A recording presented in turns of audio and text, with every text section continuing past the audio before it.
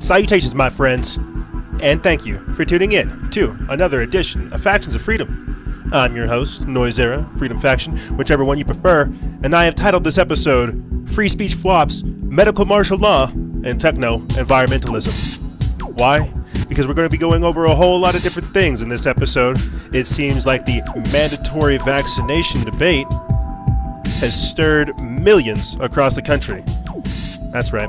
People are getting really freaked out about the idea of compulsory immunizations, mandatory vaccines. We'll be talking about that, as well as the fake Russian collusion hoax, how that's all flopping, and more all throughout the entirety of the episode, as well as the Pentagon authorizing $1 billion for border wall construction.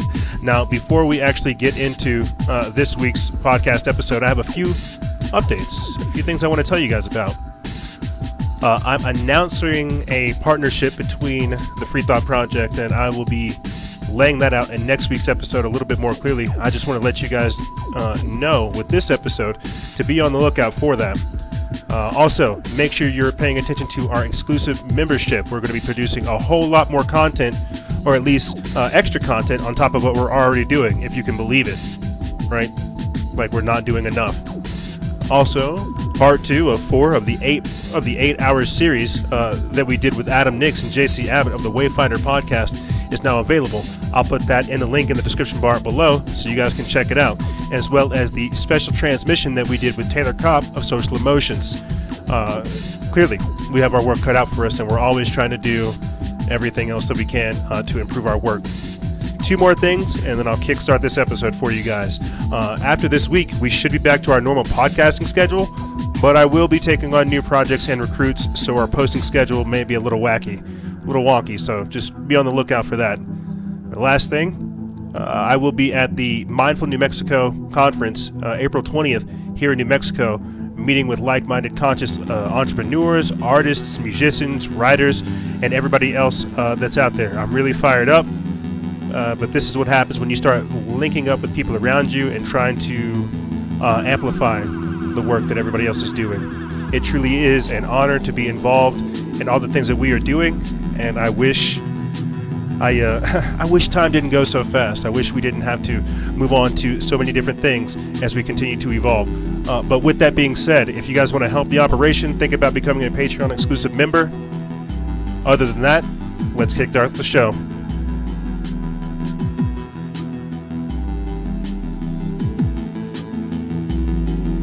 Salutations, my friends, and thank you for tuning in to another edition of Factions of Freedom. I'm your host, Noisera, Freedom Faction, whichever one you prefer, and that's right, got a whole lot of different things to talk to you guys about.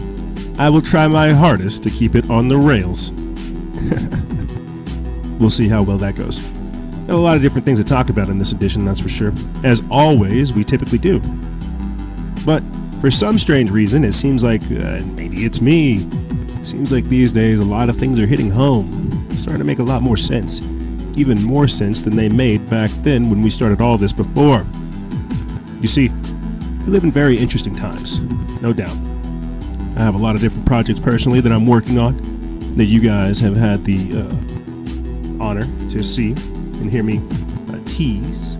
You've heard me talk about and work with so many great people that it really does blow up my mind. You know, back in the day, they used to have these things called little black books where you kept all your important contacts. I wonder what my little black book looks like. Not my phone, not my black mirror, my little black book. They say your friends are a reflection of you. Interesting. You know, on Instagram Live and everywhere else, it seems like a camera shows up. You guys see the real me that truly sees past all the politics and just like transcends all this stuff. And it's wild. It is definitely wild. Your host is eccentric, let's say that. We got a lot of different things to talk about, you know. As always, we're expanding, we're growing, reaching new people all the time. I'm frustrated at myself that I can't. I wish I had like my own TV station or internet radio station, not like On the Wake Up Radio, because they do a fantastic job already, but a separate one. I don't know, maybe something similar to paradox radio. You see why I'm so frustrated? Because we already had the idea looking this far into the future, because we knew we were going to begin to produce so much content that we were going to need some kind of roulette, some shuffle thing, to where we can just keep putting stuff up there and keep people informed the same way we do with the page. You hear me doing it? You hear me projecting, speaking things into existence? That's the only reason I'm frustrated. It's because I'm trying to do more, and I don't have all of the things, all the tools and the resources and the wherewithal to do so. Or maybe that's it. I already do have those tools and the wherewithal. I just need to pull it together.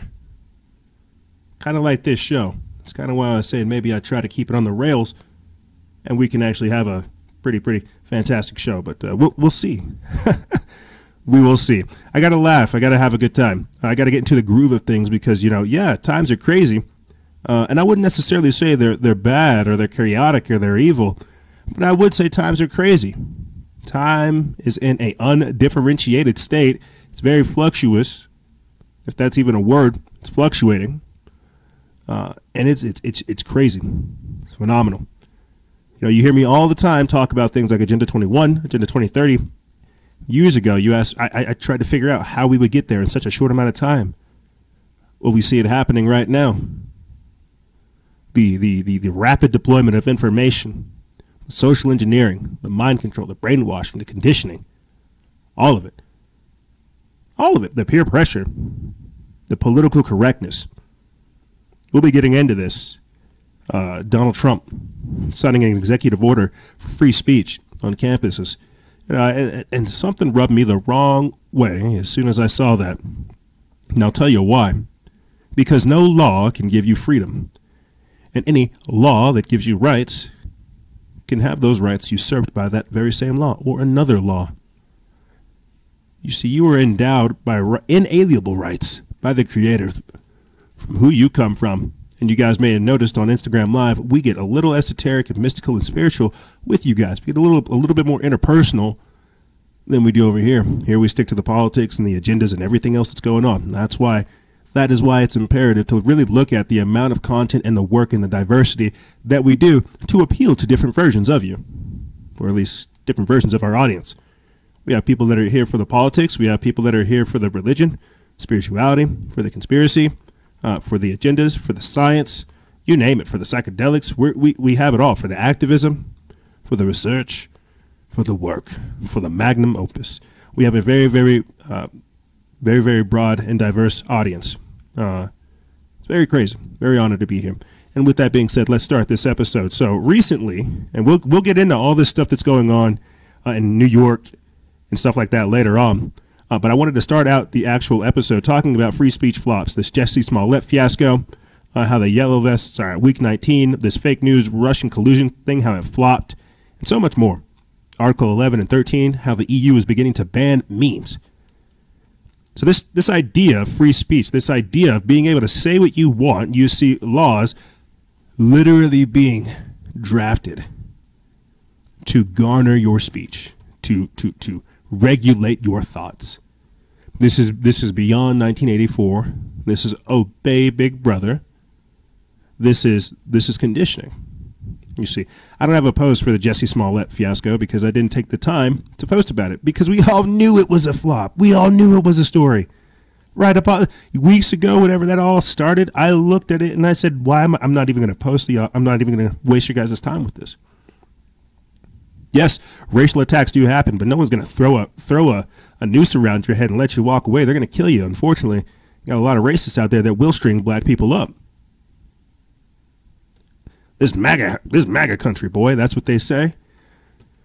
You got to understand we're in an incendiary time period. They're trying to incite violence. They're trying to stoke the flames.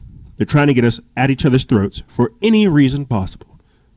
In a world where people are becoming streamlined, automated, not thinking for themselves, absent of individual thought, the most radical and individual thing you could do is think for yourself. Have free thought.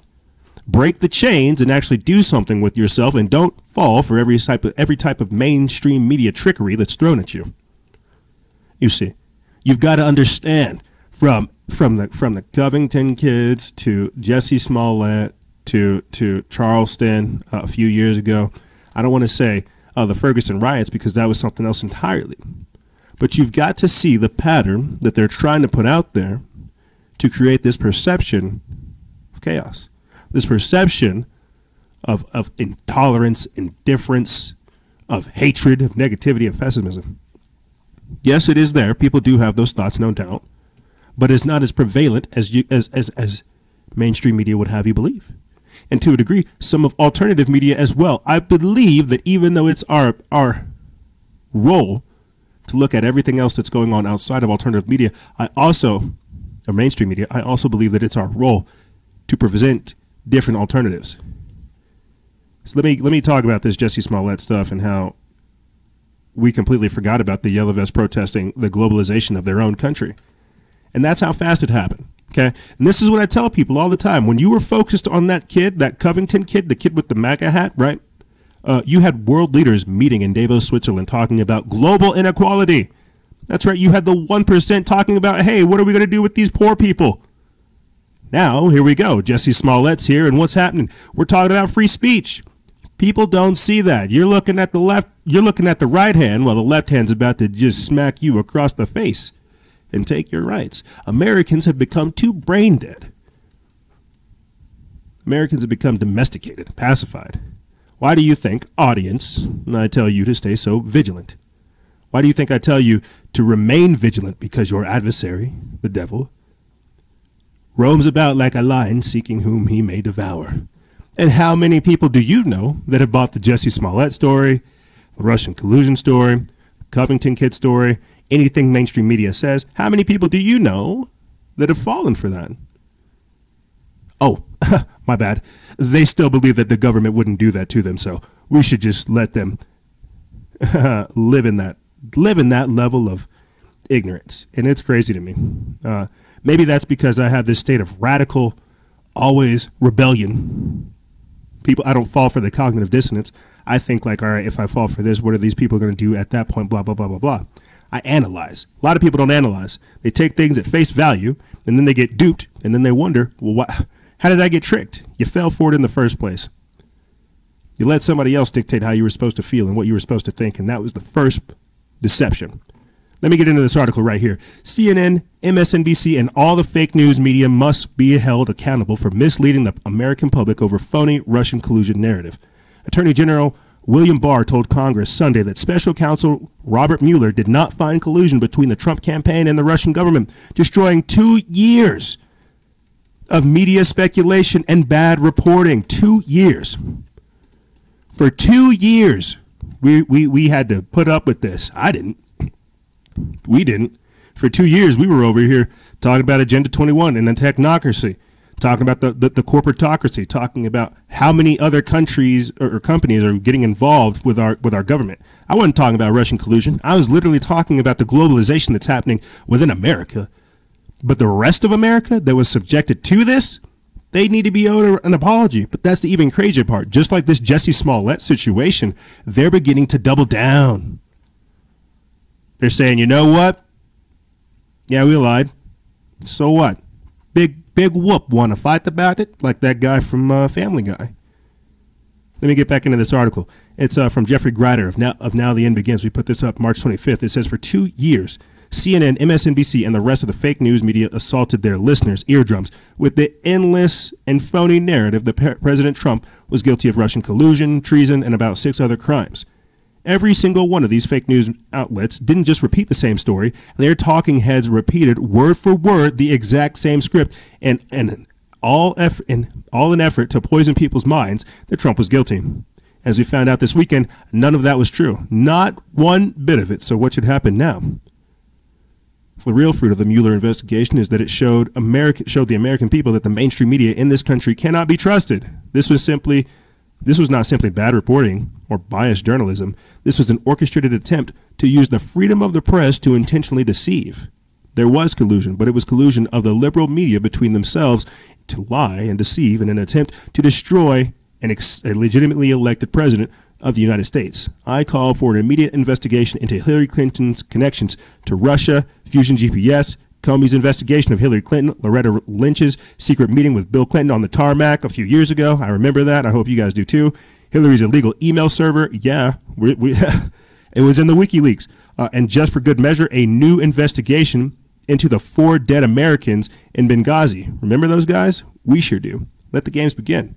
And I'll be getting into an article later on too that talks about this and why it's so important that we call these people out. Rand Paul called for an investigation as well, because this is, I don't want to say it's treason, because then we start going down this crazy route of usurping people's rights. It's crazy, the levels at which all of this is operating as well. The same way I started with saying, the same way they can give you a right, they can take it away.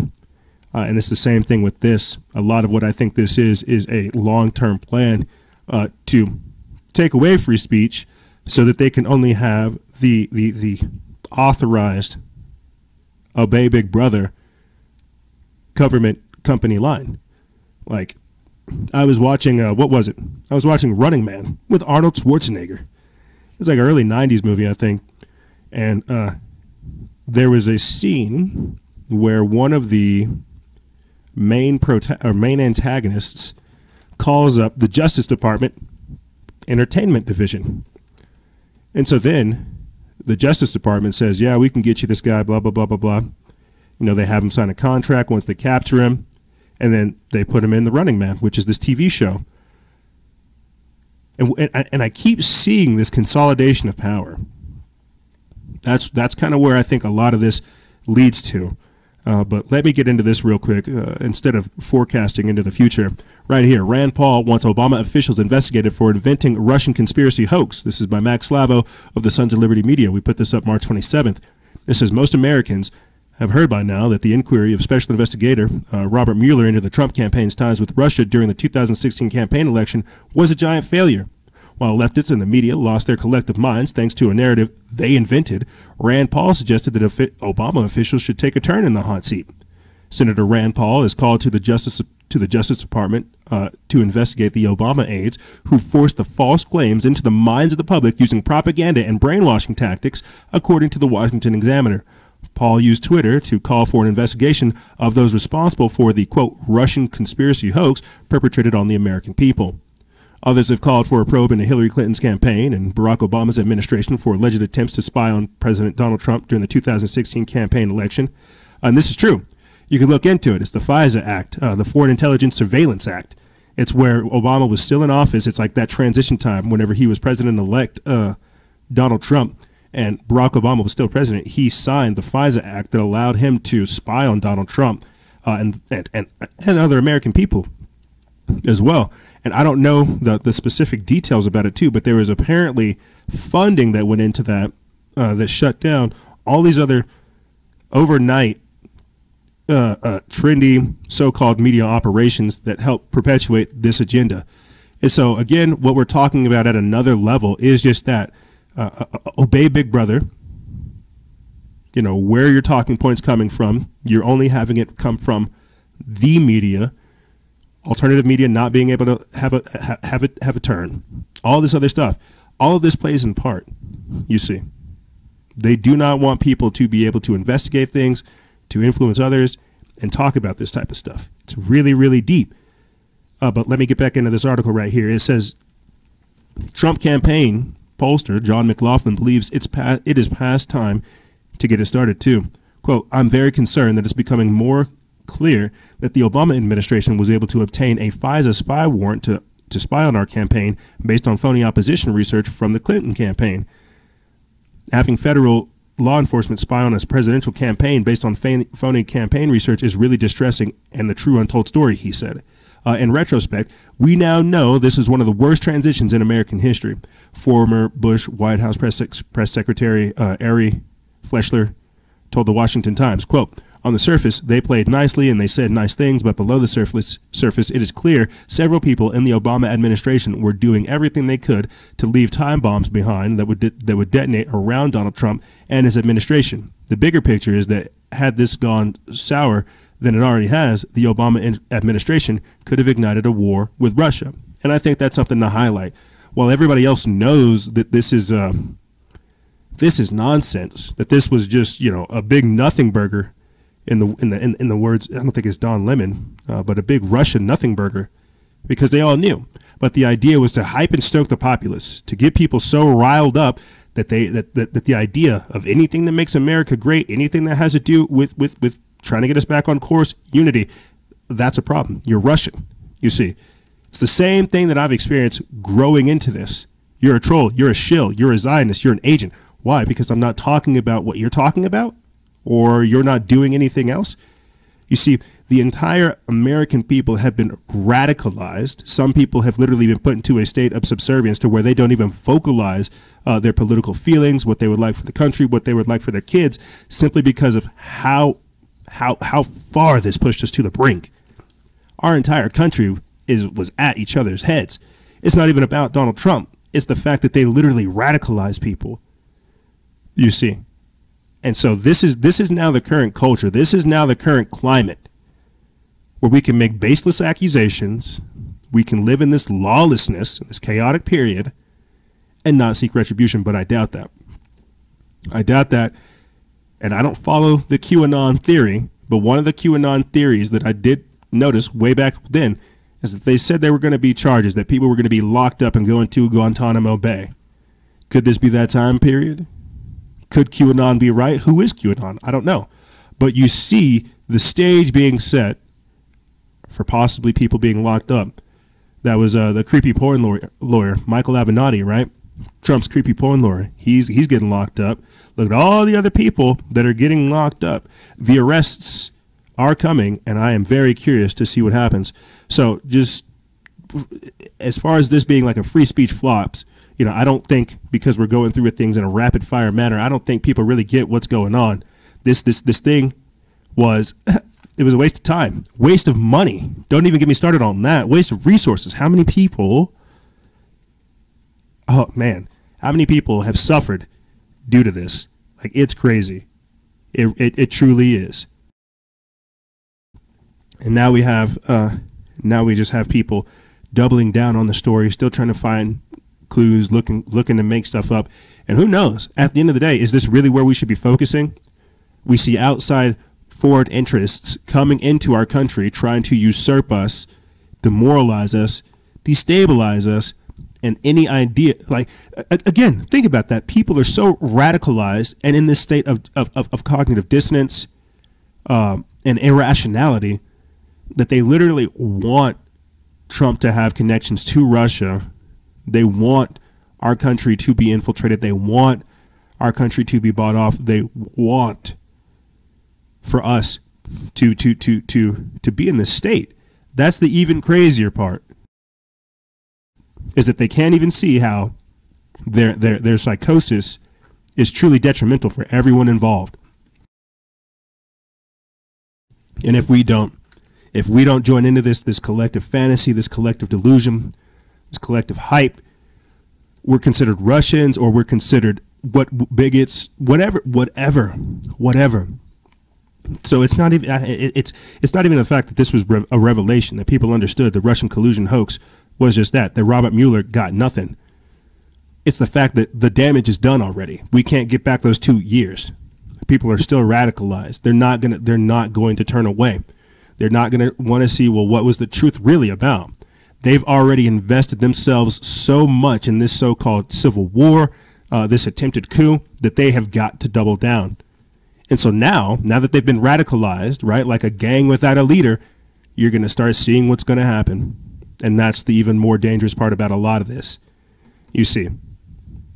So I just think, again, that is stuff that we need to pay attention to.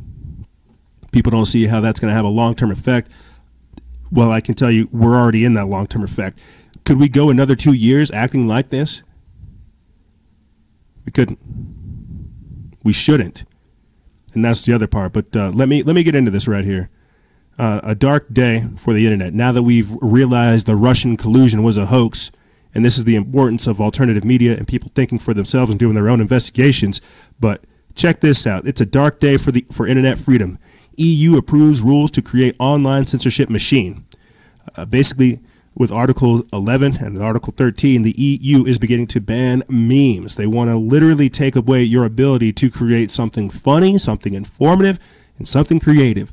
Because when you do that, and I've been talking about this a lot lately, when you do that, you're literally capturing information and then allowing essentially an entire podcast, an entire book's worth of knowledge to be shared or to be distilled.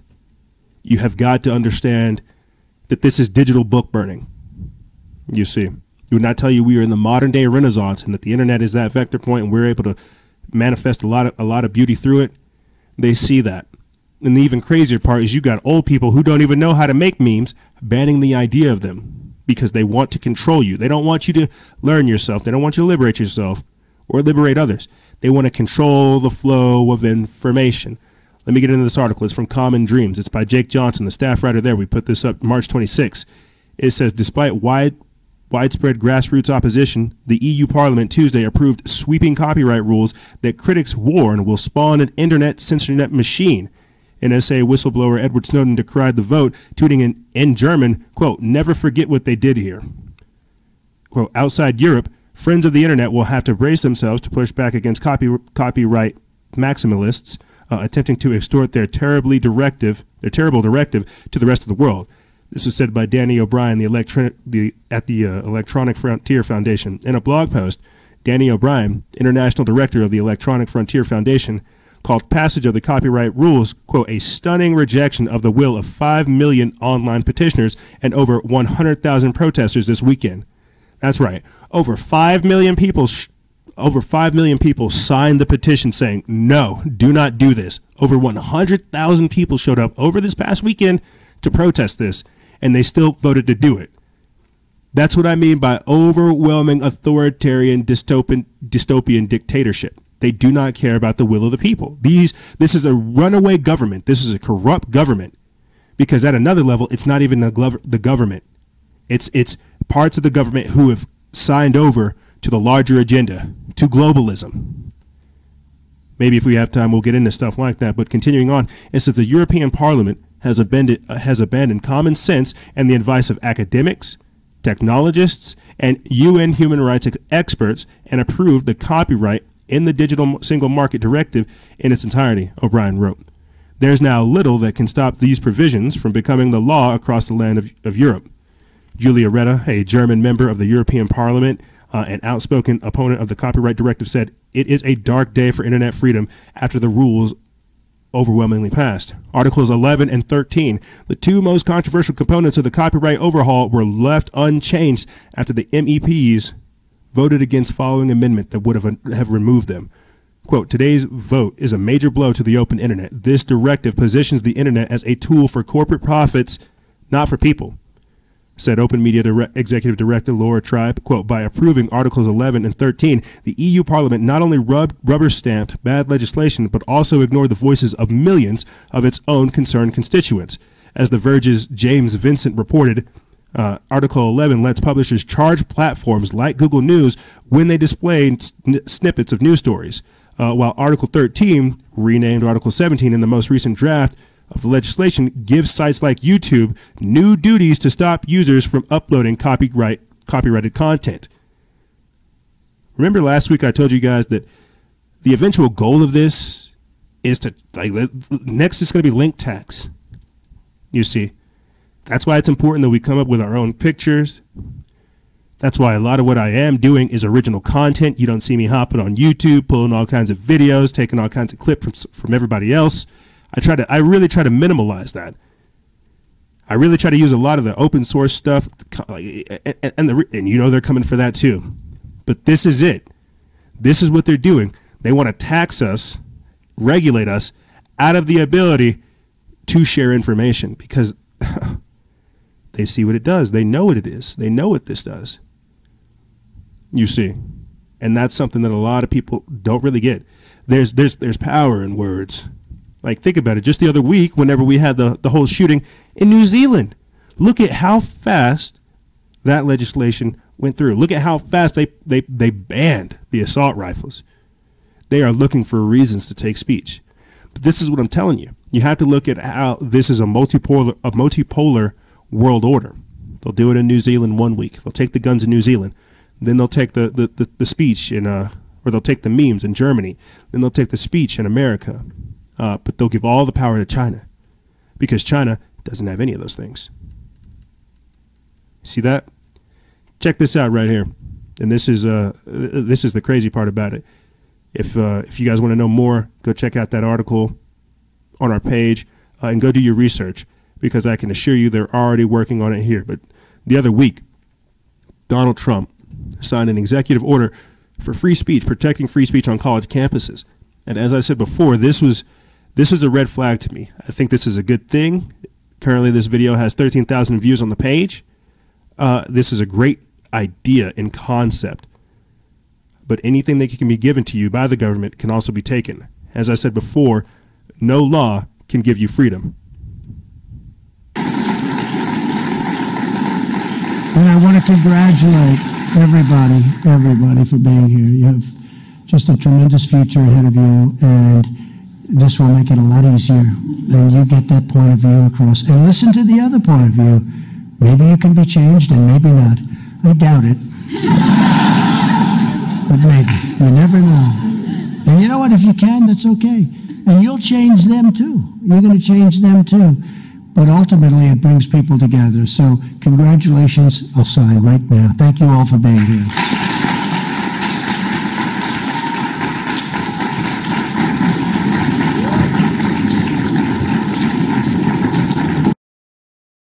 Yeah. So you have Donald Trump signing this executive order.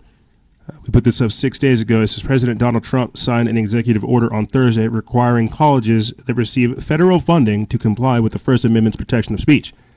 The executive order declares that 12 federal grant agencies and the Office of Management and Budget be sure that any colleges receiving research or education grants are upholding the freedom of speech and the principles of free inquiry. It will not apply to student aid. Conservative speakers on campus are regularly canceled due to what essentially amounts to hecklers, vetoes, and right-wing students have faced severe bias since 2016, basically. The president invited students on the stage to share their stories after being silenced or having their free speech restricted on their college campuses prior to the signing, including a young woman who was barred from handing out Valentine's Day cards with Christian messages on them. Quote, you refuse to be silenced by powerful institutions and closed-minded critics, the president said to every student and every young person here today and watching. Don't let anyone stop you from doing what you know is right, from asking questions, from challenging the powerful, or from speaking your mind. That's the primary reason we're here right now, Trump added. Never, ever quit. Never give in and never back down. Keep standing up for your values, for your classmates, and for your country. I say power to the people. Power to the people. And this is why it's important. Like, yes, they can take your rights, but it's also important to stand for them, to fight for them.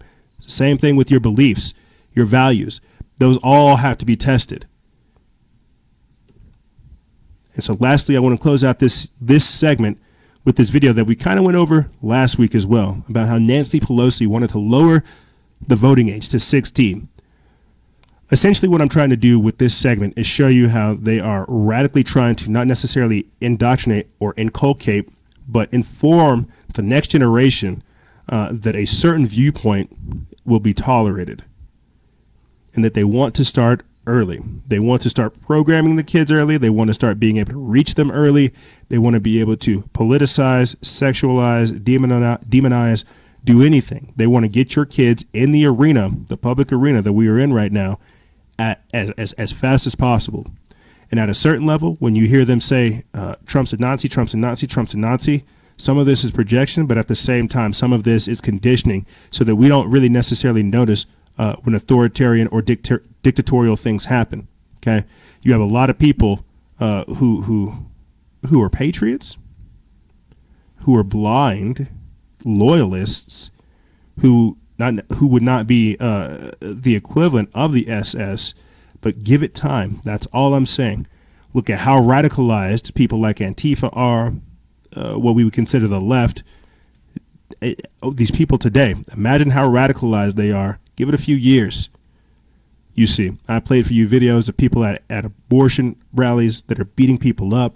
We've played for you countless videos of just fights, like So again, with the Jussie Smollett situation, that was meant to incite violence. That was synthetic. That was created for you, because we have played real hate crimes. We have played real attacks. We have gone over it.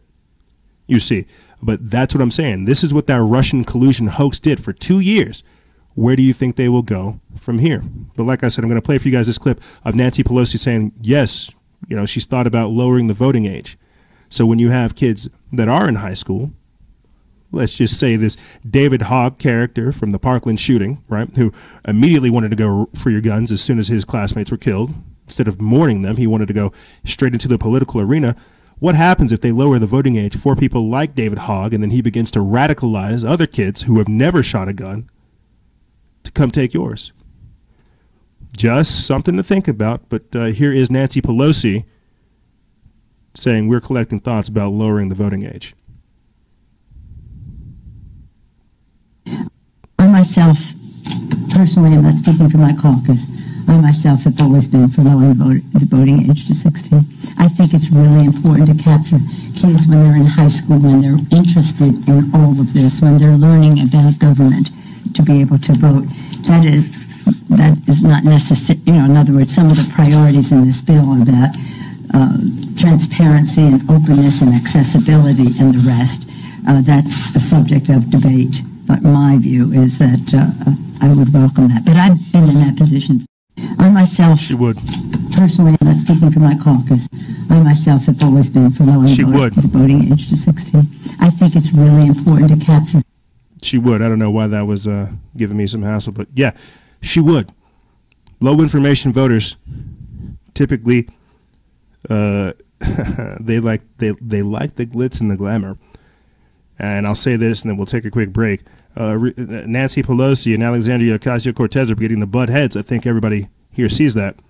And I spoke about that with Lori Alexander whenever we were talking about the Christchurch shootings, about how dangerous Alexandria Ocasio-Cortez is, and how she was literally put there to do exactly what she's doing. She's carrying out an agenda, as are all these other people. They're following a script, and I hope you good people can see that. But what's going to happen is we're going to take a quick break, and when we come back, we're going to get into this medical martial law situation that's taking place in New York and Rockland County. Scientists calling to end genetically modified children, Amazon banning vaccines, and all this other stuff, documentaries, Facebook deleting pages, and so much more. We're going to talk about what's going on with the medical martial law when we return. Ladies and gentlemen, don't go anywhere. This is Freedom Faction on Factions of Freedom, and we'll be right back right after this.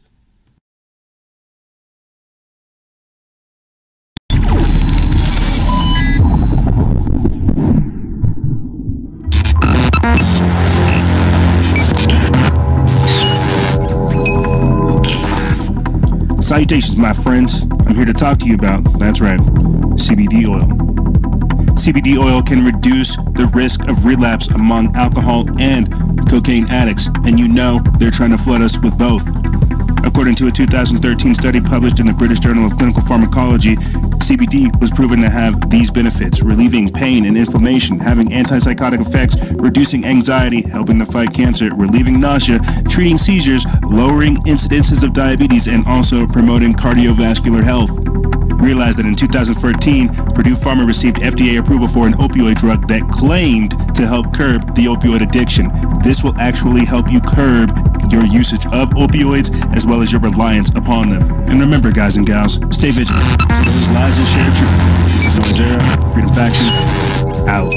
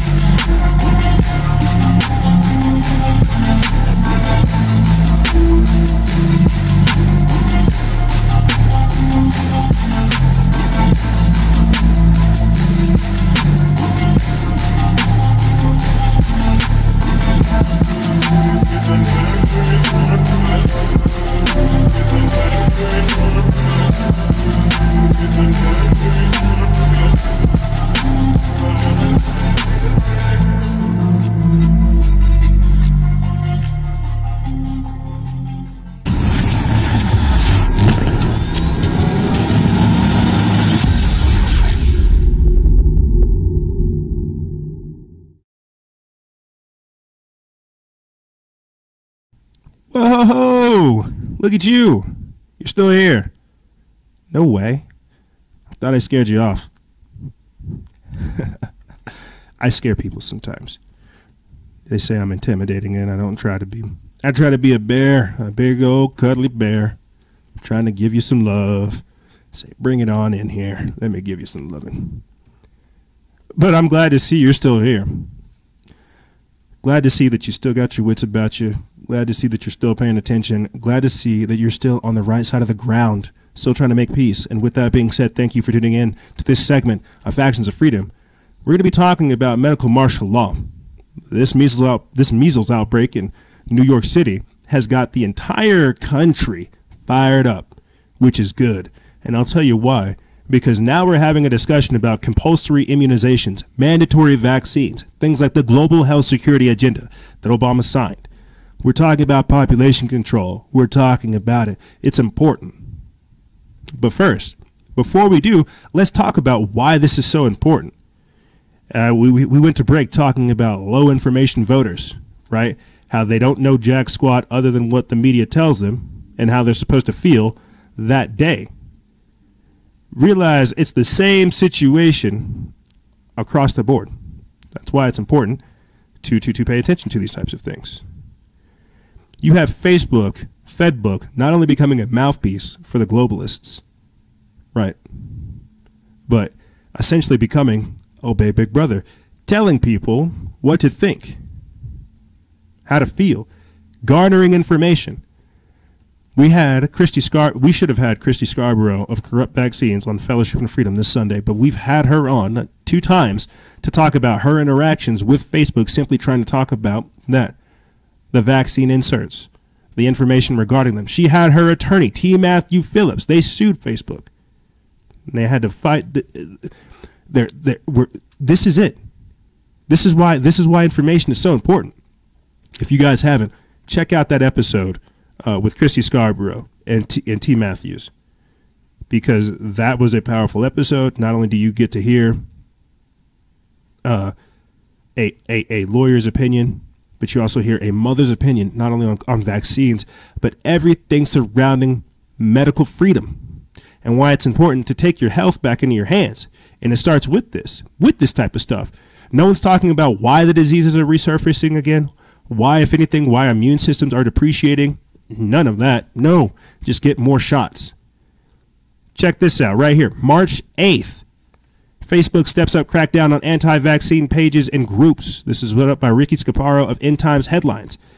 Social media giant Facebook says it will remove groups and pages that spread misinformation about vaccines on its sites. It's the latest step Facebook's taken, and others, to try to stem the tide of misinformation on social media sites. Facebook said on that Thursday that it will take cue from the global health organizations such as the World Health Organization and the U.S. Centers for Disease Control and Prevention, which have publicly identified verifiable vaccine hoaxes. If groups and pages spread those hoaxes, they won't appear in recommendations or in prediction functions when searched in Facebook. Ads with similar information will just be rejected, and the content that contains the misinformation won't be shown on Instagram's Explore and hashtag pages. That's just one, right? Got Facebook deleting pages. Let's go to a more recent example of it right here. This is from the Free Thought Project. As Amazon bans vaccine documentaries, things like Vaxxed, which you can find on Brighteon.com. They're working on a part 2, and you will have some people within the conscious community say it's controlled opposition. It's misinformation. I think with a lot of these things, there's no way we can go the full 100 because it wouldn't be able to be put out there. Simple as that. But the fact remains the same. Amazon is banning vaccine documentaries and openly allowing child sex dolls to be sold on their website. You see, and what can be we put this up March 25th. It's by Matt Agarist of the Free Thought Project. And what can be referred to as a modern-day book burning. Earlier this month, Amazon caved to pressure from politicians and began to purge information that challenged the established view on vaccinations. Multiple books were removed that promoted, quote, alternative cures for autism, as well as hit documentaries like Vaxxed, From Cover Up to Catastrophe, regardless of how you feel personally about vaccinations, purging information in such a manner is alarming and should be cause for great concern. Last month, during the hysteria over the measles non-epidemic, the Free Thought Project pointed out how this hysteria was being used to make massive shifts in online algorithms as well as legislation. You see. So we have this thing where they're just trying to tell you, hey, look, you're not allowed to think for yourself. You're not allowed to not take the shot. We're going to force that shot on you. We're going to inject you with it. You see. I'll read another one real quick, and then I'm going to tie this up with the World Health Organization declaring that anti-vaxxers are one of 2019's greatest threats. Right here. This is from DC Clothesline, but it was reposted. It's by the Free Thought Project, but it was posted by DC Clothesline. It says, as government pushes mandatory vaccination, contaminated vaccines found in 3 states causing infections. That's right. In Kentucky, Ohio, and Indiana, they have vaccines that are literally causing infections. We put this up March 5th. So we kind of have like an idea of what we're talking about, of where this is going, of why this is something serious. We're not saying this just to make hype, right? No, we're saying that there is something there. Why would they have a secret vaccine fund? Why would they have a secret vaccine fund that pays out people who were injured by this? Right here. YouTube begins shutting down revenue for anti-vaccine videos. This was put up in February 25th. It's by Jason Erickson. Reposted by the Natural Blaze. You see. More evidence of how this works. You see. Right here. There's so many different articles. I just want to kind of get this all lined up since we're still talking about it. Right here. FDA admits that government is recommending untested, unlicensed vaccines for pregnant women. Pregnant women are having untested and unlicensed vaccines. This is February 11th. It's from the Children's Health Defense. Thankfully, the good people over there at Collective Evolution put it up. Look at that. Wow. That is crazy. We even have a lawsuit to prove it. And I'm gonna finish this whole bout of vaccine news with this right here to try to put my point into it to show you how these people operate. So back in February, start of the year, close to the start of the year, you had the World Health Organization saying that anti-vaxxers are among the top threats to global health in 2019. We put this up February 11th. It's from Sign of the Times. It says anti-vaxxers have been named one of the top threats to global health in 2019 by the World Health Organization. The anti-vaccine movement, joined by air pollution and climate change, HIV, and worldwide influenza pandemic on the list released Monday, says that vaccine hesitancy, as the WHO calls it, threatens to reverse progress made in tackling vaccine-presentable diseases. The organization added in its statement that vaccination is one of the most cost-effective ways of avoiding disease. It currently prevents 2 to 3 million deaths a year, and after a further 1.5 million could be avoided if global coverage of vaccinations improved. A report released last year from the Centers of Disease Control and Prevention found that the number of unvaccinated children up to 35 months or older increased fourfold between 2001 and 2015. There are several reasons why people are reluctant or refuse to be immunized despite readily available vaccines. A vaccine advisory group to the WHO listed some of the reasons as complacency, difficulty assessing vaccines, and a lack of confidence. I wonder why they would have a lack of confidence. Maybe if they actually looked at what's in the vaccine inserts, from formaldehyde to aluminum to chemical cocktail. That's all I'm telling you guys. Go do your research. There's a reason why people are hesitant towards it. Continuing on, it says there are 18 states that allow non-medical vaccine exemptions due to conscientious objector or philosophical/personal beliefs. A survey from May 2018 found that support for vaccinations among Americans has fallen 10% in the last 10 years. About 70% said common vaccines, such as for polio and measles, are very important. Found the poll from the Research America and the American Society for Microbiology. This is down from the 80% who gave the same answer in November of 2008. According to the CDC, more than 90% of children under the age of 3 have been vaccinated for polio, MMR, measles, mumps, and rubella, hepatitis B, and chickenpox. And more than 80% have received Haemophilus influenza, diphtheria, tetanus, pertussis, and pneumococcal infection virus vaccines. However, mounting distrust has led some parents to not immunize their children, in turn leading to outbreaks of diseases not seen in years, such as measles, whooping cough, and mumps. So because everybody else is sick, you need to get the shot now. Because everybody else is sick, you're being forced to take the shot. And now, in Rockland County, in New York, they are beginning to ban people, completely ban unvaccinated children from all public places. Let's take a listen. A little crowded here today. Good afternoon, everybody. Thank you for being here today. In order to prevent any more children from falling ill with this dangerous disease, I am today declaring a countywide state of emergency. Effective at the stroke of midnight tonight, March 27th, anyone who is under 18 years of age and is unvaccinated against the measles will be barred from public places until the declaration expires in 30 days or until they receive at least their first shot of MMR. Those under 18 years of age who are unable to be vaccinated for confirmed, documented medical reasons are exempt from this declaration. That is simply the right thing to do. We believe this to be the first such effort of this kind nationally, and the circumstances we face here clearly call for that.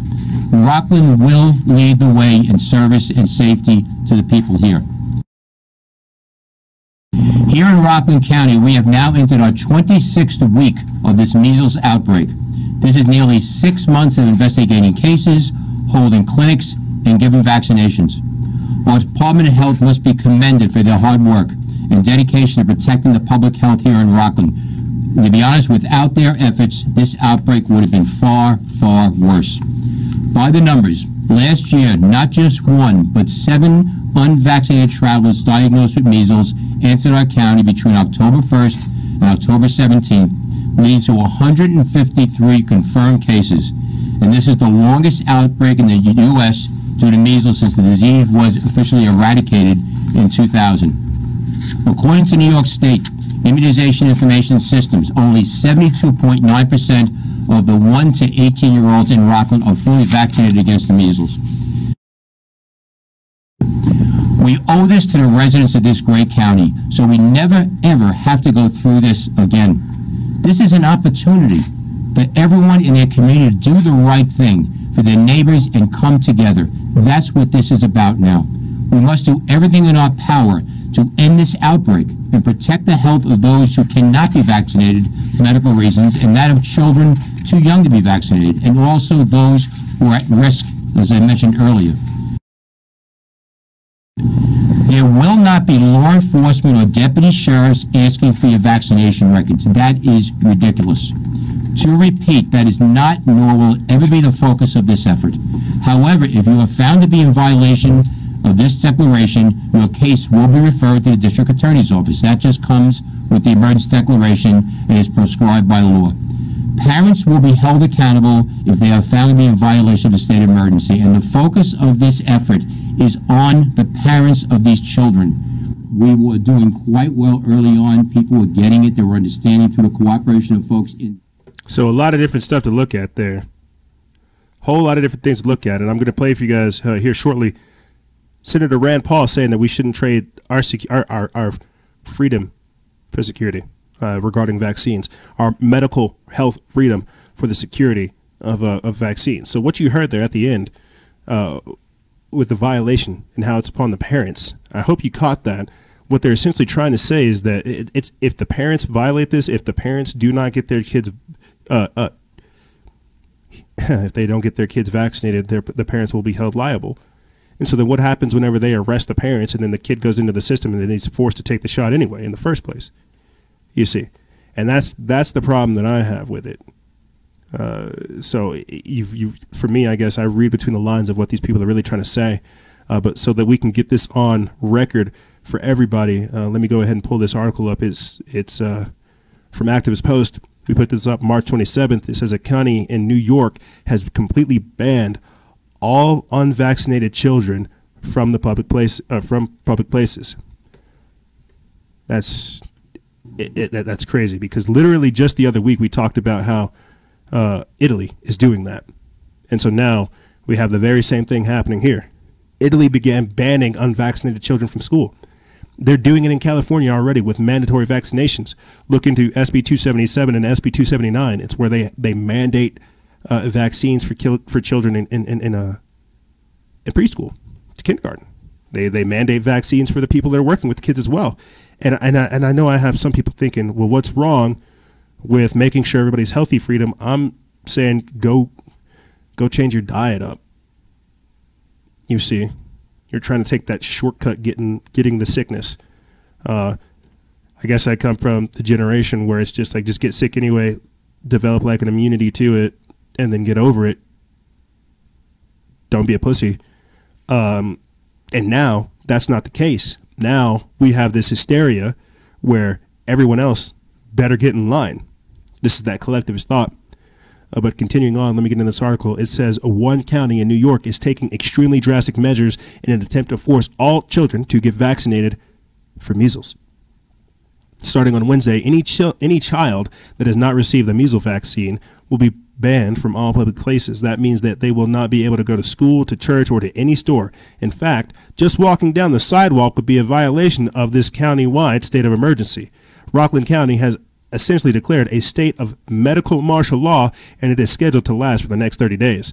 Rockland County declared a county-wide state of emergency relating to the ongoing measles outbreak, the largest outbreak since the disease was eradicated in the United States in 2000, according to officials. Effective at the stroke of midnight, Wednesday, anyone who is under the age of 18 and unvaccinated against the measles will be barred from public places until this declaration expires in 30 days or until they receive the MMR vaccination. So what has caused Rockland County to go to such extremes? And right now, as you guys are watching this video, audio listeners, this thing, to get this on record, this has 21,824 views, okay, on just my page alone. That's how many people are aware of this. So in New York, you have mandated vaccines, and in New Jersey, they're trying to introduce a rain tax. This is what I mean by authoritarian. When you look at stuff like the Agenda 21 and Agenda 2030 for Sustainable Development, where they're trying to transform the world, things like the Global Health Security Agenda that Obama signed into office, the idea is so that they can take away your ability to take care of yourself, to essentially become a serf of the state. You see, they want to go to the extremes. That's why they're talking. Let me get into this. According to Rockland County Executive Ed Day, something had to be done because there have been 153 confirmed cases of measles in the county, and the penalties that will be imposed upon anyone convicted or violating this state of medical martial law are quite draconian. Anyone found in violation of the declaration could spend 6 months in jail and or a $500 fine, Day said. However, Day said the county is not looking to arrest people, but rather a means to grab the public's attention. So if you violate this, as I said before, if the parents violate this, they will spend 6 months in jail. Is measles really worth 6 months in jail? What happens to the kids during that 6 month time period? $500 for not taking a shot. They did that in Australia too. They started literally taking from people's paychecks who didn't vaccinate their kids. It was like a fee, a certain fee that people had to pay because they didn't want to subject their kid to the shots. I remember too, there was a whole, like last year, we covered a story where a mother went to court fighting her husband's decision to forcibly inject their child with vaccines. The mother lost, but it's just like, this is it. This is how they're doing. This is what happens when the fearmonger goes into overboard. Mainstream media gets a wind of it, and they're like, we can work with this. Never let a good crisis go to waste. Continuing on, it says, according to Day, county officials have been met with, quote, pockets of resistance from people unwilling to comply with health department advice, and this played a part in the declaration. Of course, other communities all across America will be watching to see how the people of Rockland respond to this declaration of medical martial law. If there is no uproar, it will set a very important national precedent, and inevitably other local governments around the nation will try the exact same thing. I thoroughly believe so, which leads me to my next point and my next video with the great Rand Paul. Yet it is wrong to say that there are no risks to vaccines. Even the government admits that children are sometimes injured by vaccines. Since 1988, over $4 billion has been paid out from the Vaccine Injury Compensation Program. Despite the government admitting to and paying $4 billion for vaccine injuries, no informed consent is used or required when you vaccinate your child. This may be the only medical procedure in today's medical world where an informed consent is not required. Now, proponents of mandatory government vaccination argue that parents who refuse to vaccinate their children risk spreading these diseases to the immunocompromised community. There doesn't seem to be enough evidence of this happening to be recorded as a statistic, but it could happen. But if the fear of this is valid, are we to find that next we'll be mandating flu vaccines? Between 12 and 56,000 people die from the flu, or are said to die from the flu in America. Yet it is wrong to say that there are no risks. And so we put this up about 2 weeks ago.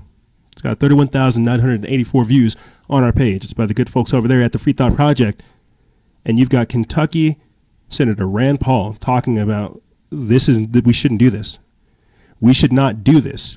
And then fast forward, they have to create an epidemic crisis in order to do this, the same way they did in Australia to take the guns. Now they're taking your medical rights. That's why we call it medical martial law. They have to create an epidemic in order for them to come through and have, that's right, the ability to take your rights. Precisely. This is the problem, reaction, solution. You see. The problem is people are getting sick. The reaction is, well, let's just shoot up everybody. The solution is now we control the people. Not the sickness, the people.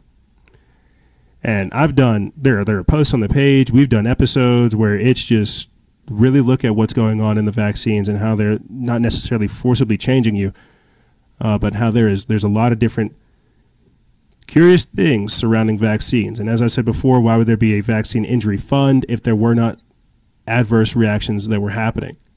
You see. And just so since we're talking about this and get this on record, we put this up March 12th. Italy bans unvaccinated children from school. Italian children have been told not to turn up to school unless they can prove that they have been properly vaccinated.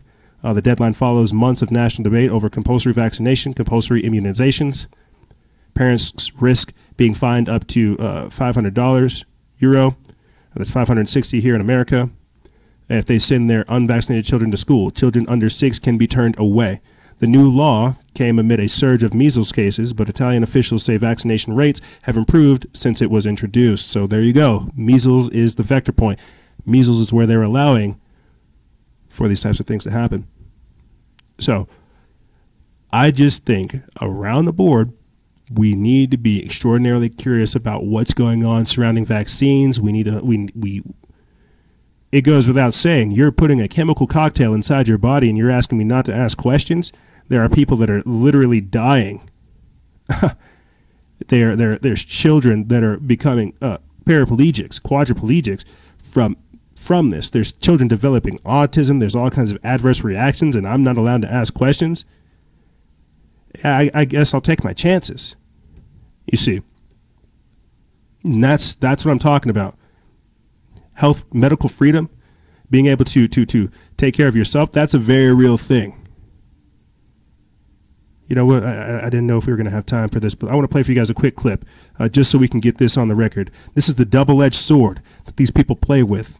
Recent information came out 7 days ago about how Adderall increases the risk of psychosis. I told you. I don't want to say I told you, even though I just did right there, but I knew it. I knew it. Anything Big Pharma does, and if we have the time, I'll get into how Purdue Pharma and the Sackler family are basically reaching a $270 million settlement because of what they're doing. They're poisoning the population. They're killing people. I mean, look at what happened. Look at what's happening with Monsanto's Roundup. The second lawsuit against them the one that they had to settle out, $80 million. And I'm not talking about Dwayne Johnson, the groundskeeper in California that received $280 million payout because he received non-Hodgkin's lymphoma, a form of cancer, from working with the glyphosate, working with the Roundup. There are stories of farmers who have contracted non-Hodgkin's lymphoma from working with this type of stuff.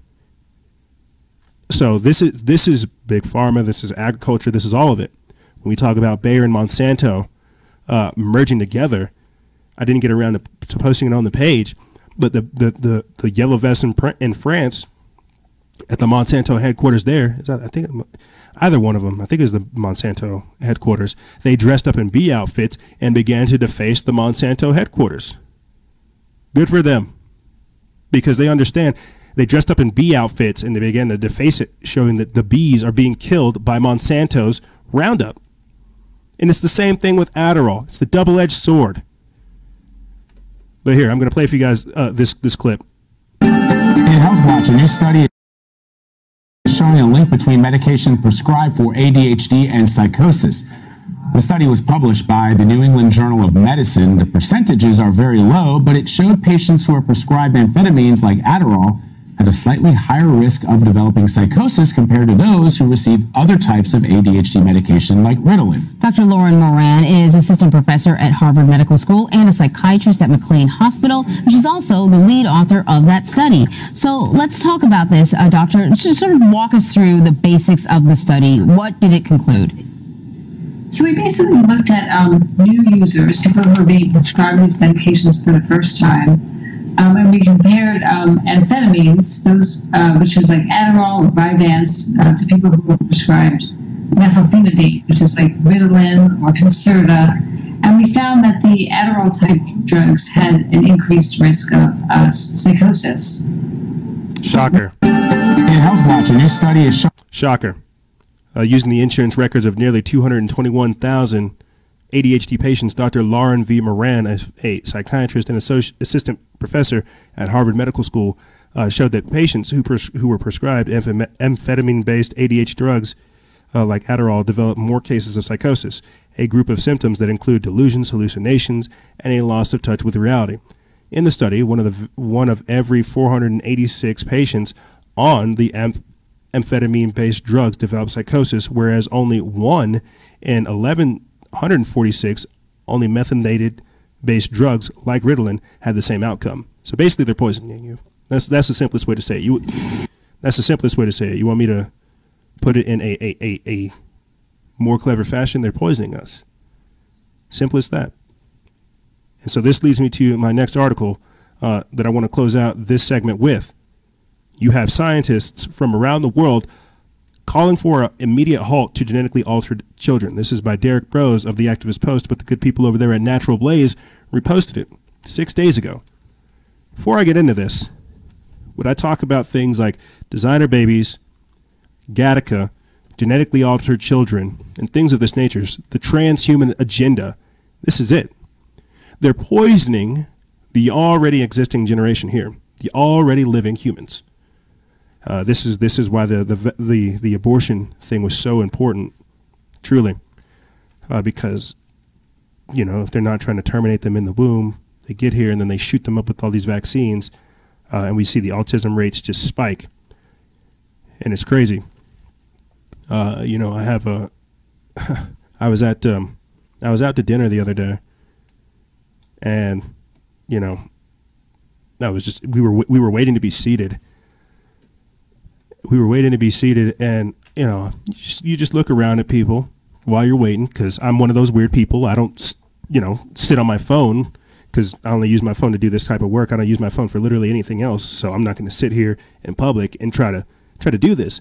But I'm watching as I'm waiting to be sat. I'm looking at obese people, looking at, you know, really, really fat people, looking at unhealthy people, and one of the I shouldn't say this, it's a common sight. I think we all see it. You know, the person that's got like that hat, the sideburns, the big belly, the glasses. You know, we all know. It's like it's a literal type. But I think the thing that caught my attention as to why I'm telling you guys this story is there were I think two separate families that each had autistic children that were at where I was. And I think the reason that caught my attention is because I guess I don't expect to see that many autistic children in one area. And then on top of that too, you also have adult people who are autistic as well. And so this is becoming a thing. It's not only the vaccines. There's a number of peculiarities surrounding this whole autism debate that I think requires a lot. That requires a much more focused, much more attention than we're giving it. And this is going to be an epidemic. Autism rates are spiking, and it's with everything we've talked about here, from the glyphosate to the chemtrails to the GMOs to the vaccines to all of it. They are already genetically altering you. So whenever they're saying that we don't want genetically altered children, yeah, that's a very real thing, because gene therapy is where we will go into the future. When I tell you that transhumans are the only thing that will be allowed into the technocracy, that's because normal humans that come from a mom and a dad that haven't been genetically spliced, altered, or modified, that is the future. When we had that Chinese scientist, He Jiankui, come out and tell you guys, yes, I am making Chinese children, girls, resistant to AIDS. Think about that. Then he just disappears. The Chinese government says, look, this guy acted on his own. We're going to basically disavow everything he said, but we're not working on it. And then a week later, they released that they're working on clones for dogs. Yeah, okay. What I'm trying to tell you guys, and I remember posting a video about this too, because of the damage that Monsanto's Roundup has caused in Argentina. Children are being born deformed. They are already genetically altering us, and that's why, again, our health has to be so on point, because they are trying to poison us. But let me get into this article right here. It says scientists and ethicists from around the world are warning of the consequences of failing to implement a temporary global halt on gene editing of human eggs, embryos, and sperm. In a letter to the journal Nature, 18 scientists and ethicists from 7 countries called for a global moratorium on the type of gene editing that can result in genetically altered babies. The letter was prompted by a 2018 announcement by a Chinese scientist declaring the birth of the world's first gene-edited twin babies, as I just mentioned with you. The 18 signatories of this call included scientists and ethicists who are citizens of 7 countries. Many of us have been involved in the gene editing field by developing and applying the technology, organizing and speaking at international summits, serving on national advisory committees, and studying the ethical issues raised. Fears of designer babies have been on the rise in the last decade as scientists move closer to producing embryos which have been genetically modified to produce children with specific desirable characteristics. This vision was once the exclusive domain of Hollywood movies like Gattaca, but now a future where parents are able to pick and choose exactly how their child's genes express themselves is eerily close. This is why they're pushing things like 3-parent babies. This is why they're pushing things like ectogenesis, gametogenesis, babies in a bag. I talked to you guys about how I watched that episode of Grey's Anatomy, and that was the whole thing. We're having babies in a bag. We're growing babies in a bag. This could save reproduction. So let me get this straight. I'm going to go ahead and pause right here. Let me get this straight. You want to sterilize us, take some of our genes, and then grow a child from that? That's unnatural. Why not just let us have intercourse? Why not just let us do the damn thing? Nope. Science and government have to get involved, and that's the dangers of it. That's the eventual goal of it. It starts with this. They're going to start saying, hey, your womb is hostile. We don't know if you can have kids. But we have this tertiary treatment called ectogenesis, where if you just give us a little bit of sperm, a little bit of eggs, or a little bit of your DNA, we'll put it inside this bag. We'll shake it up, like it's shake and bake, boom, boom, boom. Hot dang, there you go. Here's your baby. Now give us $500,000. Oh, you don't want it? Well, I guess we'll just eat. You see? So then whose baby is it? Is it the company's? Is it yours? What is it? And I know I'm crazy, but how far off are we from this? Let me finish up this article. It says specifically, The group is calling for a moratorium on germline cells, in this case, egg or sperm cells that can be inherited and could, quote, have permanent and possibly harmful effects on the species. Quote, to begin with, there should be a fixed period during which no clinical uses of germline editing whatsoever are allowed, the scientists write, quote, as well as allowing for discussion about the technical, scientific, medical, societal, ethical, and moral issues that can be considered before germline editing is permitted. This period would provide time to establish an international framework. From that point on, individual nations will choose their own paths. The scientists predict that some nations may choose to continue a moratorium indefinitely or a permanent ban. I don't think so. And this is how it works. They have to say, we can neither confirm nor deny that we are making super soldiers. But look at The Rock.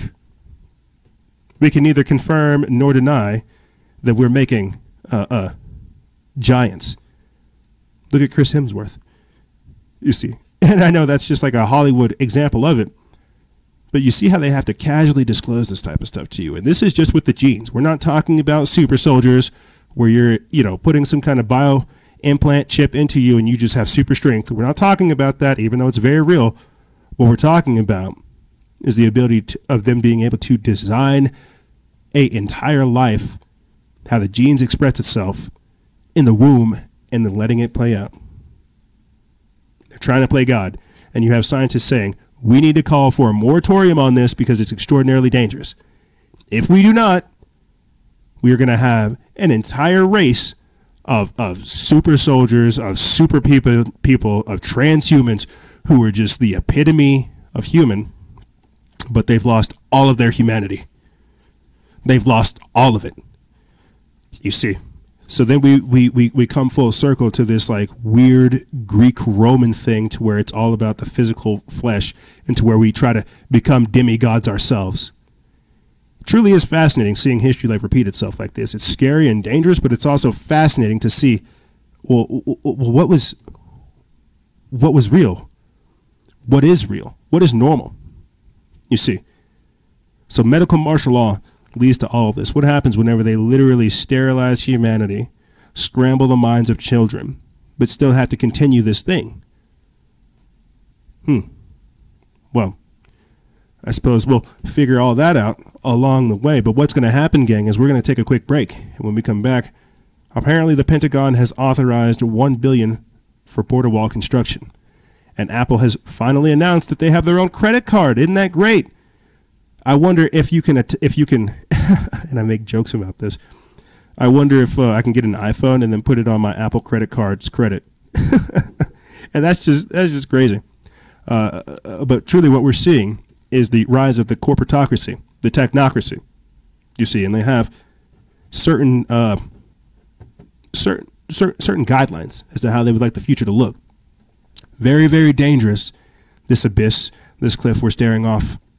It's very, very dangerous, and I am extraordinarily curious to see where it goes, but I also don't want to see it advance any further. So this is the paradoxical state that we're in, and that's why we have to do everything within our power to make sure that we get there consciously, because if not, they will turn us into monsters. And I'll say this, and I'll close out this segment. This makes me always, genetically modified children always makes me think about, stuff like the days of Noah, Nephilim, giants, demigods. What are gods? Little g. What is that? The mutations. And that's another thing. Why did X-Men talk about that? The X gene and how they can modify that and how it can express themselves, you see. And we're only truly looking at things in a corporeal way. What happens when people start messing with the genes? Will we still be able to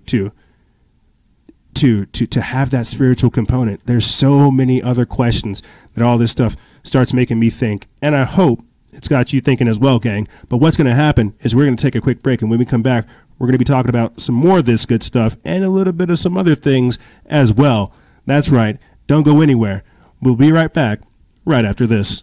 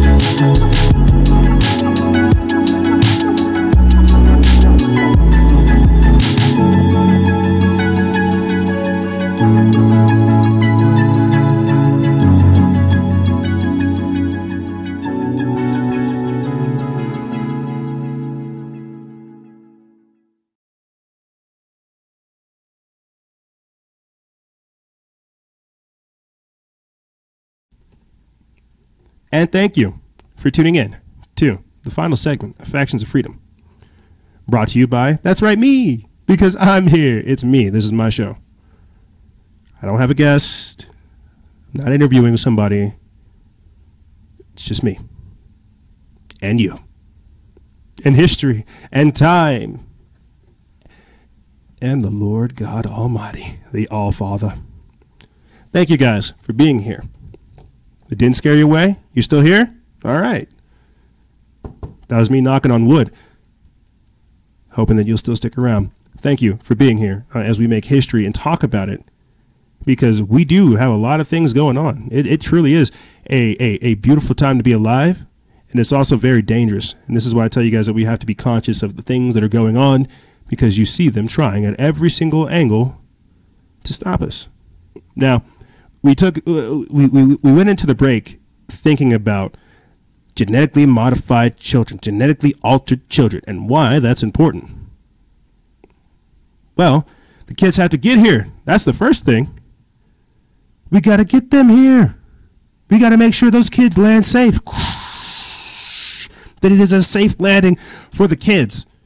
And check this out. Ohio has withdrawn all funding from Planned Parenthood. We put this up March 26th. It's by Ricky Scaparo, Event Times headline.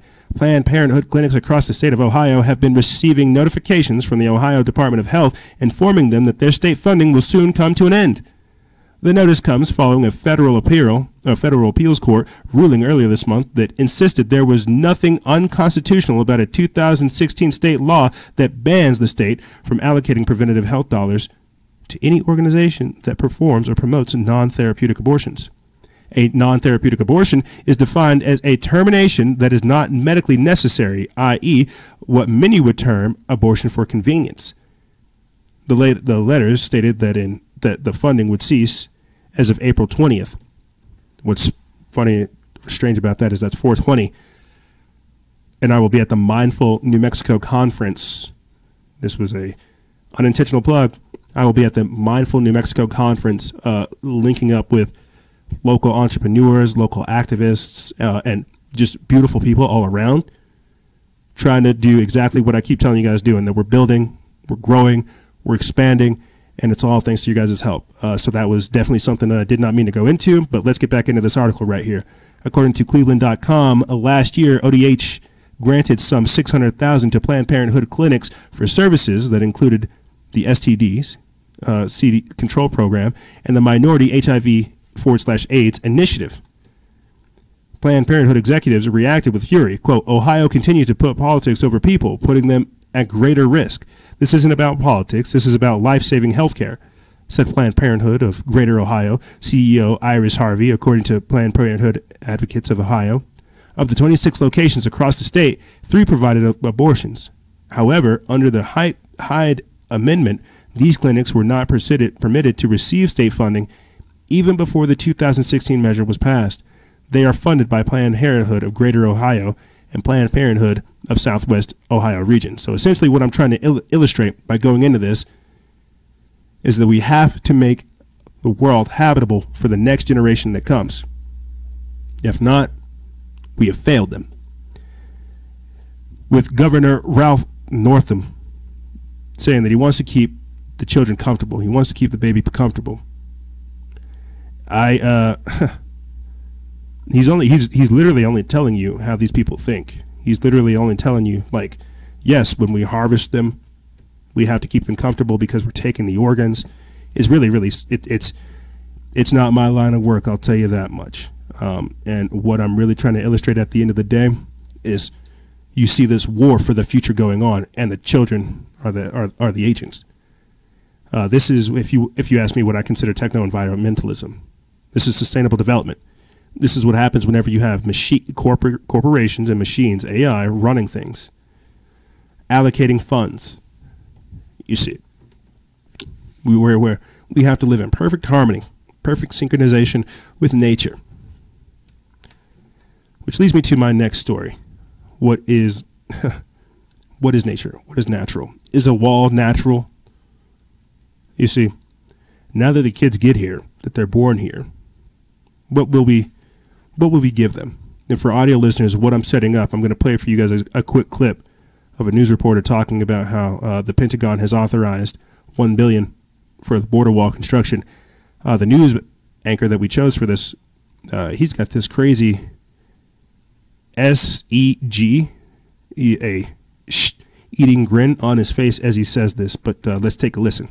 Also new this morning, $1 billion will soon be used to start the construction of a new barrier of the U.S.-Mexico border. Pentagon notified Congress yesterday that the money transfer has been approved. Democrats on the Senate Appropriations Committee have sent a letter to Acting Defense Secretary Patrick Shanahan objecting to the redirecting of funds. Yes. So essentially what we're beginning to talk about is the construction of the wall. The Pentagon is behind it. My whole stance with the wall is not only can it keep the migrants out, but it can also keep the Americans in. We have a new migrant caravan heading this way. So, and this is where we start to talk about, again, Agenda 21, Agenda 2030, Agenda 2050, the Green New Deal, the socioeconomic reformation, the Fourth Industrial Revolution.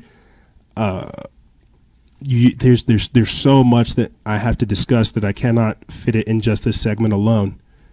So just to get all this stuff on record, it's important to talk about it, because essentially what we're getting around to saying is you see them creating this world government, you see them erecting this mentality, you see them pushing for so many different things that I think a lot of people kind of get overwhelmed. As I said before, we had 2 years of Russian hoax collusion and the border wall being built. Those people, since the start of Trump's election, since Trump got into office, you heard people saying, oh, I'm going to leave America, blah, blah, blah, blah, blah. It's like, do it then. But they never did. And so instead of leaving, they brought the radicalization here. I don't know if you guys ever saw that one video of Lindsay Lohan speaking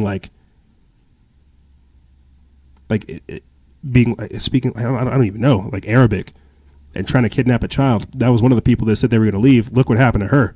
She's over there on something else entirely. But my point is this: we're seeing, because everybody's coming online, we're seeing these ideologies kind of contest for dominion. And I say that because Facebook recently banned white supremacy groups or white nationalist groups because they don't want hate on their platform. They don't want that kind of talk on there. But you see this idea of the global citizen being erected, being constructed. Corporations, these big tech giants, Facebook, Instagram, Twitter, YouTube, Google, Apple, they have more power than your government. And so they are beginning to dictate what is the new America? What is the new perception of America? What is this? So in order to do that, while things are happening here in the three-dimensional world, they have to mess with your perception in the mental world. I'm sure you're wondering, well, how does this all pertain to the wall? One of the common arguments you'll hear as far as the wall is, we're not a nation without it. We have to be a country has borders, a country has walls, ideas, boundaries, barriers. That's not the idea that they want to put out there. The idea that they want to put out there is that this version of collectivism. What's mine is yours, what's yours is mine, communism, socialism. You see, the idea of a barrier promotes security, promotes privacy, promotes individuality. They don't want that. But what's going to happen in the future is you're going to have these bastions, these areas, the same way that Donald Trump writes this executive order for free speech for campuses. You're going to have areas throughout the world that will have little itty bitty bits of freedom that have to be defined. You see. So it truly is fascinating to see all this stuff go down. But for the record, let me read this just to get this on the record. And we put this up March 26th. It's by Sign of the Times. It says the Pentagon notified Congress Monday night that it has authorized the transfer of $1 billion to begin new border wall construction along the U.S.-Mexico border, drawing immediate objections from Democratic lawmakers. A Pentagon budget reporting a reprogramming notification sent to Capitol Hill on Monday and obtained by CNN indicates that up to $1 billion will go toward building 57 miles of fencing, improving roads, and other measures on the southern border. The Department of Defense authorized the Army Corps of Engineers, the very same people that helped construct the Dakota Access Pipeline, to begin planning and construction for the project Monday night. The department will direct the funds toward 18-foot high fencing along Yuma and El Paso section of the border, according to a letter acting Secretary of Defense Patrick Shanahan sent to Secretary of Homeland Security Christian Nelson. In February, President Donald Trump declared a national emergency in order to funnel billions of dollars to wall construction. As part of his announcement, he directed the use of counter drug monies to partially fund new wall construction. I think it was Senator Ted Cruz that put that out there. He said, some of the money that we're confiscating from people like El Chapo, why don't we use some of that to build the wall? It's like one of the good ideas he actually had. Under the national emergency, other funds can also be dedicated to the building, the wall, and related infrastructure, including military construction funds. But yeah, just to get that on the record, this is the response that we're getting. They are going to go ahead and build a wall, but what does that mean? You see, and if you ask me, I really think the wall symbolizes a lot of like progress, that a lot of globalist progress, because you see them doing things in conjunction with the building of the wall. Certain mindsets have to be established, and then they add a few extra feet on there. It's crazy, the correlation between the state of our mind and the state of our country, the state of the union, and the construction of the border. And that's just, I truly find it interesting. You see, there's a correlation there. May not have the proper vernacular to explain it, but there's something there. And so, mind you, we're in 2019. The idea of globalism is being put out there, nationalism is being contested, whether or not you're allowed to be patriotic. I think it's clear to say that we're in the throes of the New World Order. We're able to see how they're trying to take over our country, our mind, and thus the future. One of these avenues is through the cashless society, through money, and how they have us forever chase it. And what I'm trying to say now, the same way that you have people clamoring for status, clamoring for identity, with the iPhone, with Samsung, with the tablets, with the Galaxies, Android, you now have Apple unveiling its own credit card, the Apple Card.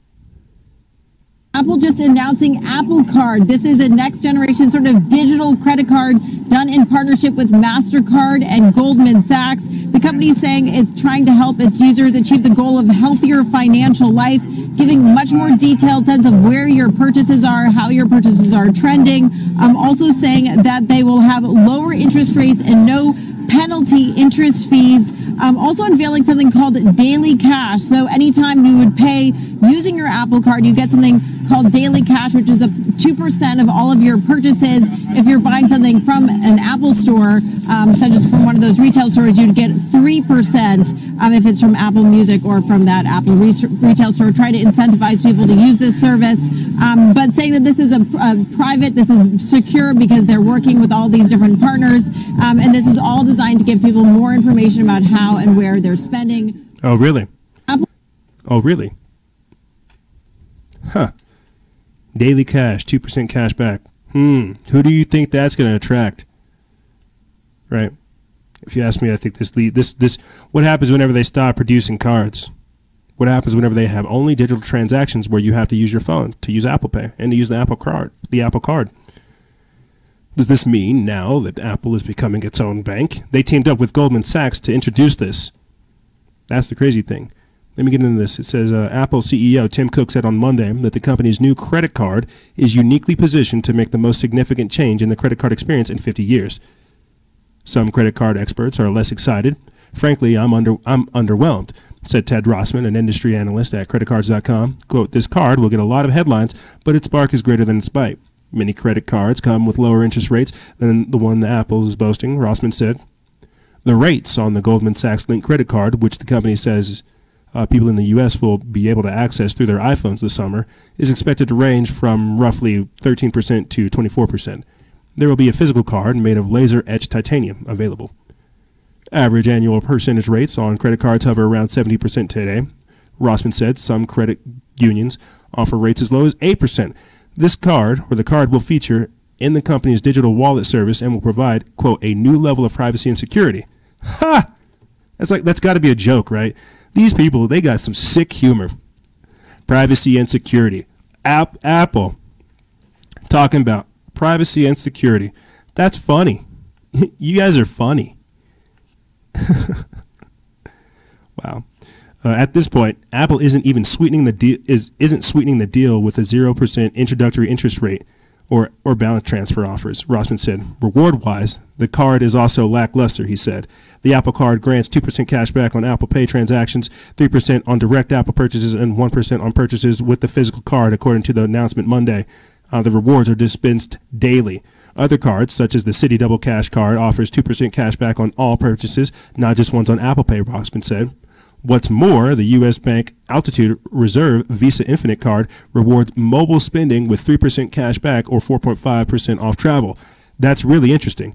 U.S. Bank offers better Apple Pay rewards than Apple. The Apple Card might make sense for people who frequently shop at the technology giant, said Matt Schultz, but for everybody else, not so much. So if you're one of those Apple addicts that just have to have the latest thing from Apple, well, I'm sure that card's for you. I'm sure slave factories in China are for you as well. And so this is what I'm talking about. The cashless society, the technocracy, universal basic income, the mark of the beast, all that stuff. You see, you literally see the beta test versions of them rolling out right now. You see them just saying, hey, we're going to do this. Hey, we're going to do that. Hey, we're going to try this. But let's keep it real. And this is the article I wanted to end this whole actual episode with. The United Nations wants a one world government within 10 years. Let me check my watch. It's 2019. If I add 10 years onto that, it'll only be 2029. But if I go 1 year further, then we'll be there by 2030. Wait, I could have swore that. Isn't that the same time that like Alexandria Ocasio-Cortez told me that the world's gonna end? Whoa, you're blowing my mind right now. What's going on? What's going on is the plan. When you hear me freaking out about Agenda 21, 2 years from now, Agenda 2030, 11 years from now, Agenda 2050, you see, this is the overarching plan. This is what it is. They created Agenda 21 back in the 90s. And then they were like, you know what? We need to push even farther. This is the plan for global control. People, this post has 4,346 likes on it. Yet if people listen to the podcast, they would hear me say this all the time. Let's get into this. This is from Sean out of the lobby of Your Newswire. We put this up March 25th. It says the United Nations outlined a plan to implement a one-world government by the year 2030. The stunning admissions comes from a 2015 UN document entitled Transforming Our World, the 2030 Agenda for Sustainable Development. AmericanThinker.com reports that in the 1960s, an informed but naive undergraduate I was, walking around the campus of the University of Pennsylvania with the chairman of the chemistry department, Professor Charles C. Price, he told me that the president of the United World Federalists and asked if I knew what that organization was. When I said that I did not, he replied that they believed in a one-world government that would grow out of the United Nations. I was nonplussed, and as I had never heard anyone suggest that idea to me before. To me, the United Nations was a benevolent organization dedicated to pressuring the world community in the direction of peace and to operating charitable programs to help the struggling and impoverished peoples of the world. I imagined the UN as a kind of united way on a worldwide scale. How would Professor Price's vision of a new world government emerge? There was a socialistic thread in its founding document. The United Nations was formed on a vision of human rights presented in the, quote, Universal Declaration of Human Rights, the UDHR, which placed the concept of rights at the forefront of progress of the world body. And the rights are the mainstay for uplifting human freedom and the dignity of the individual. The UDHR document followed many amazing documents that presented rights as a central concept of the post-feudal world. The English Declaration, or the Bill of Rights, in 1689, the Declaration of Independence, with its important and forceful assertion of inalienable natural rights, the powerful U.S. Bill of Rights enacted in 1791, and the French Declaration of Rights of Man and the Citizen in 1789. The word rights appears in almost every sentence of the 189 UN document. So we come full circle back to rights, rights. The government gave you rights. It's your rights. You have rights given to you by the government. So think about this. As I said before, any right or any law that is written to give you some form of a right can be taken just as quickly as it was bestowed upon you. No law can give you freedom. I hope I've etched that into your brain. No law can give you freedom. And what they're doing is just that. They're usurping our natural God-given rights to express our displeasement, not only with our living conditions, our socio-political structure. They're trying to usurp that. You're allowed to change yourself. You're allowed to change your life. But you can only do that by being informed. And you can't do that unless you make educated decisions. Essentially what we're talking about right here with the United Nations trying to create this one world government, right, is the New World Order. It's the Green New Deal. Your rights. You're right. You're right. You have a right to sit down, shut up, and take it. That's what they would prefer for you to do. So when we talk about censorship, when we talk about book burning, when we talk about everything that we do here on the show, is to show you how you truly do have rights not bestowed upon you by the government, and that you have to fight for them because they're trying at every single angle to try to usurp them from you. That's the overall goal. I'm trying to get to the continuation of this actual article, but it seems like there's so many comments I'm unable to do so because out of the 4,000 people that are awake, there are massive numbers of comments. People are awake to this type of stuff. While it might not be every day that people are exposing the New World Order, there's 520 comments on that post alone that suggest that people understand this. It's like half of the active listening audience that actually gets it. 520 people who are like paying attention, seeing what's going on, who can read between the lines. And the only way they're able to carry this type of stuff out is through the guise of humanitarianism, of environmentalism. Oh, we care about the earth. Oh, we care about you and your rights. Oh, that's why they, like I said before, during the Covington kids fiasco, you had Davos going. You had the World Economic Forum going on in Davos, Switzerland. You had the richest people in the world, not including Bill Gates and Jeff Bezos. You had some of the richest people in the world meeting in Switzerland to talk about global inequality. And now you have this thing about reparations. I'm not even going to touch that because we don't have time. That's like saying, yes, you've been a slave and here's your pay, where you get certain rights because you've now entered this special class. You see, you have universal basic income, where it's it's essentially Social Security for any reason, just free money. And what's the point of that? To keep you domesticated, to keep you to keep you unemployed, so that you are a serf of the state, so that they have a reason to run these programs. You see, the idea of the one world government is so that they can take all your rights. That's why they focus so heavily on rights, to use the legalese to usurp them. And that's exactly where we find ourselves today, having to fight for the very simple right to exist. But the only way you can do that, as you've heard me say throughout the entirety of this, is to make informed and educated decisions. And my friends, that's exactly what we're trying to do with these episodes, with this content, and with everything else we're trying to do. For some strange reason, the episode wanted to cut out right there. However, this is Free Speech Flops, Medical Martial Law, and Techno-Environmentalism.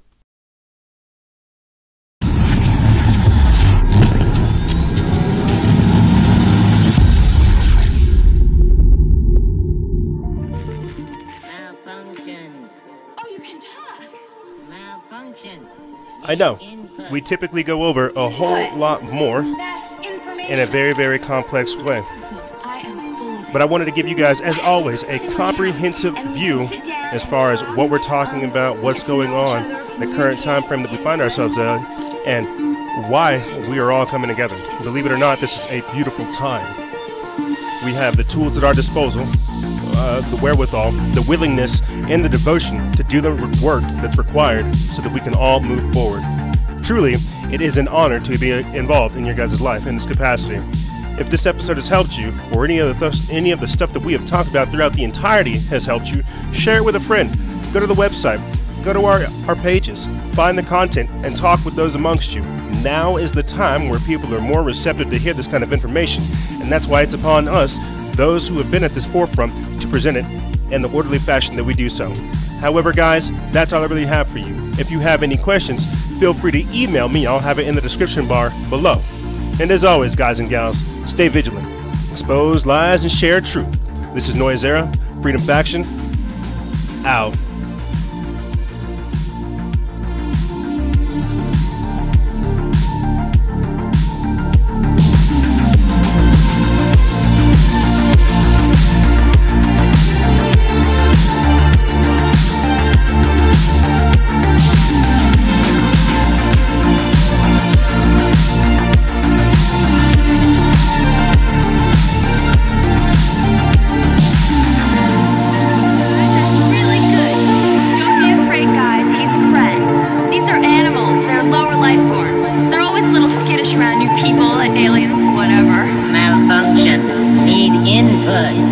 All right, you got it. Okay. This is a house. We live within it, inside it. We have a floor, see? We have the opposite of a floor, which is a ceiling. Look up. Ceiling. We have windows and air. And look over here. Light. Music.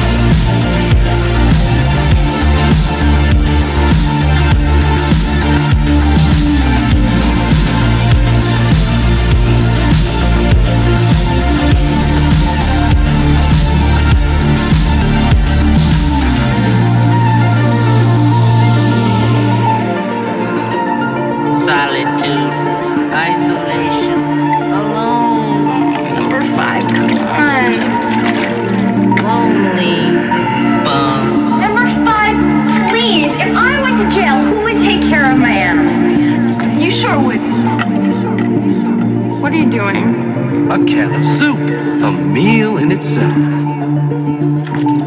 All right, you can stay, but just for tonight. Excellent. And if they catch you here, I do not know you. You got it.